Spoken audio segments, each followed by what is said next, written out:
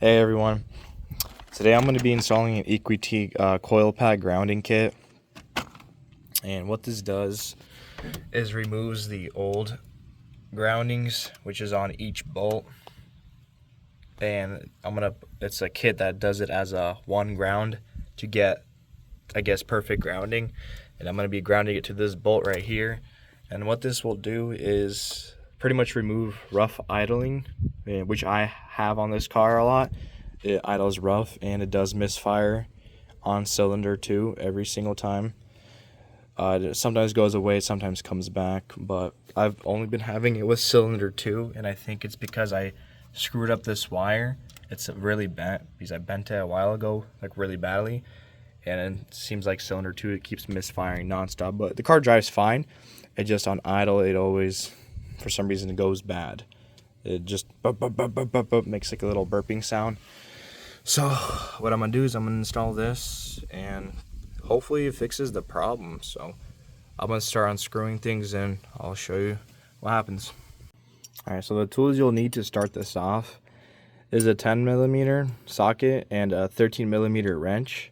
But this is how I'm gonna do. You don't really need a 13mm wrench, but it will help you with taking off the grounding spots, because there is 2 bolts, and the one on the bottom, if you do have a 10mm wrench where it's really skinny, it will easily fit on there, but because this one is too big, the ground wire is in the way. It doesn't, well, this is 13mm, but you have a 10mm, it will not fit on there on the bottom.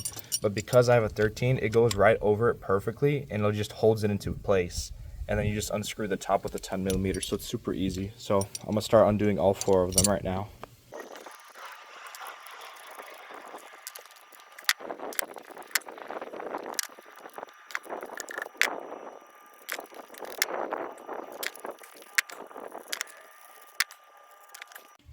Alright, so after removing all the bolts and nuts and the ground wires from these little spots from the coil packs, all that's next is to unplug all the sensors, all 4 cylinders.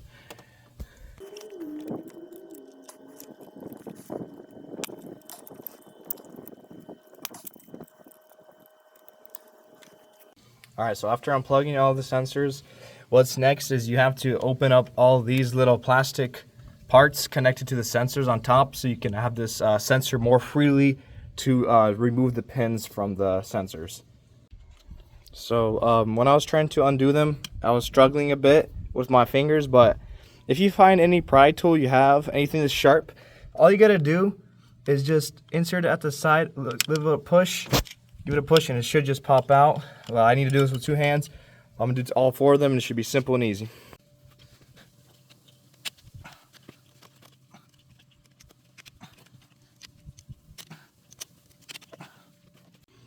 Alright, it took me less than a minute. They are now all unplugged. There's the one there, and there's the other one right here.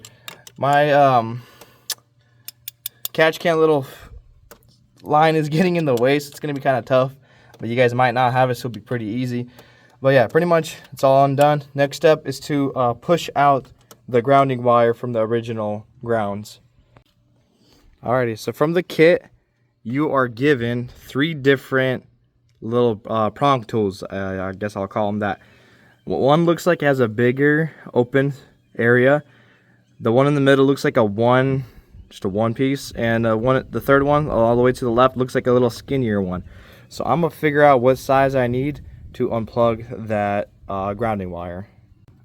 All right, and before I do that, this kit comes with 2 different options depending on which, I guess, trim level of your vehicle you have. So I have the 2015 Audi A3 1.8T, and I will provide a picture.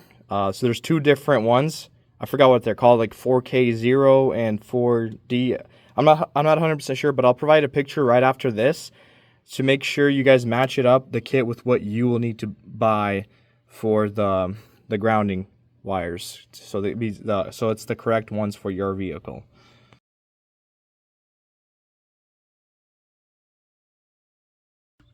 Alright, so when I was doing this, it didn't go as planned, and I broke the plastic side on the right side. It is really hard to get it out, but I figured out which size I need, which is the bigger one. The one that has the more spacing between the prong. I forgot where I put it. It's right here. So it's the one that has more space in between. So you pretty much put it in. Don't twist it, because that's what I did, and it cracked it. Well, I tried to push really hard. It didn't go through, so I just pulled on the wire from the back, and it came right out, because I will not need to use the wire again. So I'm going to try to pull all of them out, but I'll give it a little push to make sure it pops out. But yeah, don't do it too hard, because you will break your sensor. But I'll try to plug it in without that little plastic piece.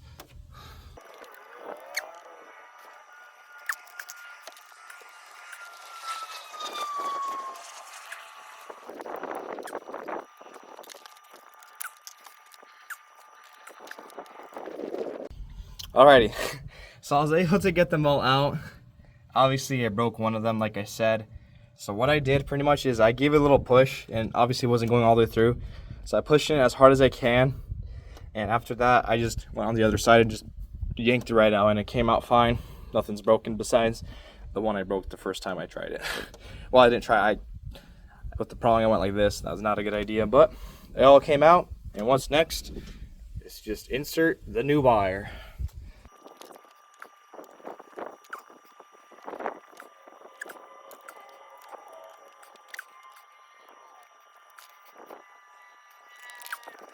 Alright, so all 4 are now plugged in, and when you're inserting in, make sure you obviously insert the prongs so it's like this, inwards, and you will hear a small little click sound.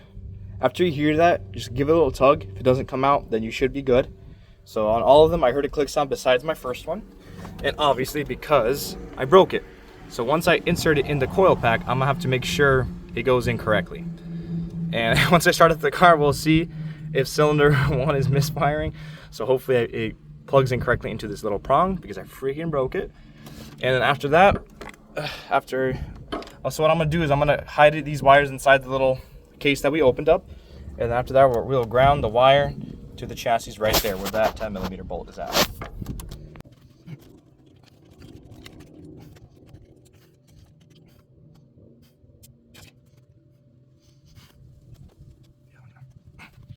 So a little issue, I accidentally put the wire over the catch can.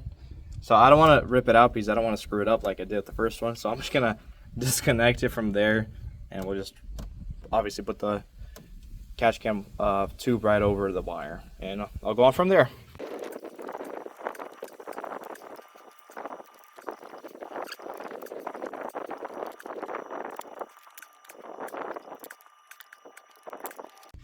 Alrighty, so I managed to put them all back nice and neat, obviously besides the first one since I broke it. And the first one for some reason has like extra wire. I'm not sure why, but I'll put some electrical tape to make it look more pretty. And after that, before I even ground it, I want to make sure I can plug in the first sensor since I did break it. And I'm going to remove my coil packs just to see if there's any oil in there and clean it out, because my gasket for the valve cover might be bad.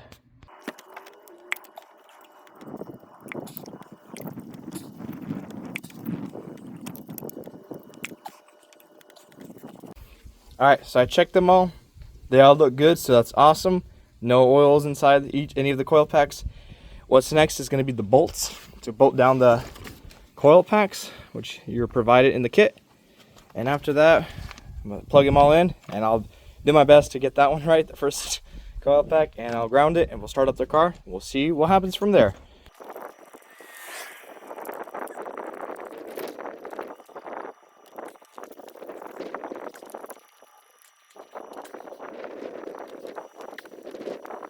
Alrighty, so I carefully figured out how to plug in that one. I held on the wire right here at a perfect angle, and I had this clip open. And while I was plugging in, I was making sure it was holding as straight as possible, and I slowly pushed it in. It clicked. And now what I'm doing is I'm going to tighten all these bolts now. Do the ground wire right there on the 10mm. After that, I'll start up the car. If everything runs, we should be good. And I will put an update on this video, like either a comment after like a week or so, if the misfires ever came back like it does originally. Because with the old ones, the misfire does come back with the burble sound, burp, burp, burp, burp, burp, the rough idle every like week or so, like comes out of nowhere and it just goes away for like a couple days. It's always random, but I'm gonna finish everything up here, and let's hope everything works.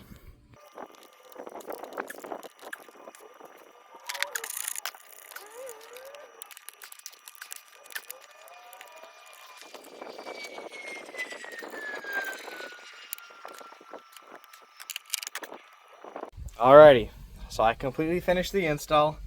Obviously it took longer for me to do it since I had to record it and had some issues, but this only should take around 30 minutes.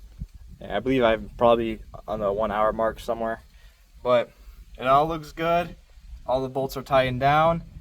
That wire, I'm just gonna leave it like that because I do not want to mess up my first sensor, since obviously it's screwed up, you guys know that.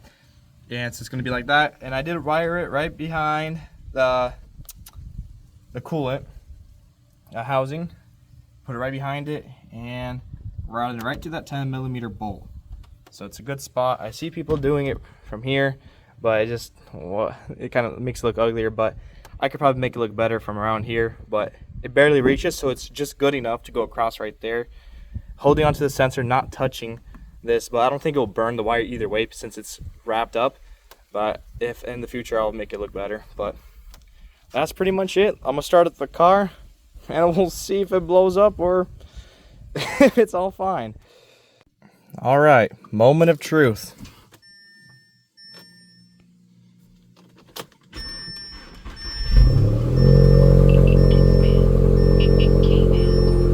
Awesome.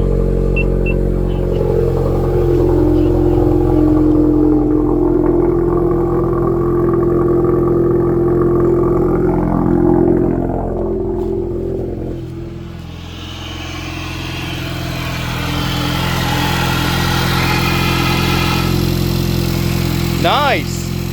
Hey, everything is running.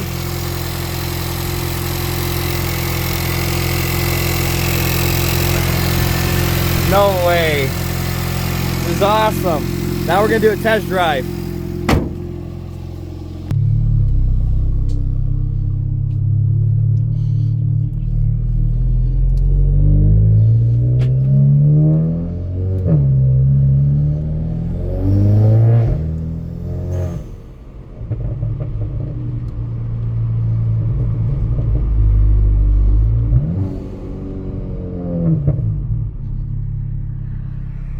All right, so far so good.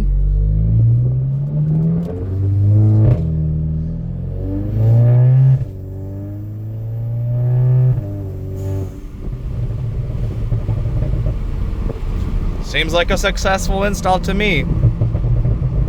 But I'll keep you guys updated for sure if anything does happen. And it sounds so nice too. Awesome.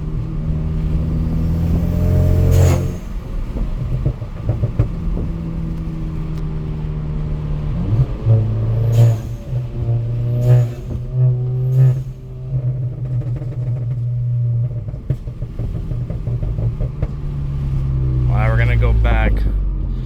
I do a little pull with my windows open. First gear pull.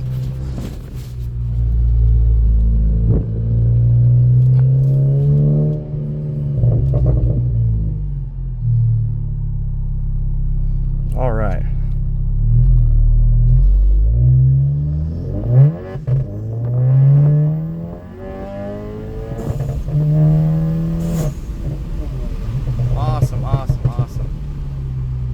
Beautiful, beautiful. All right, guys, well, this is the end of the video.